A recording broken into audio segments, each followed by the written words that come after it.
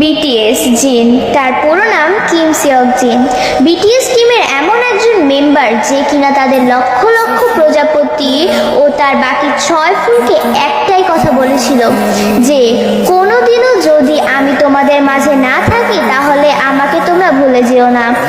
আমাকে তোমরা সকলে মনে রেখো।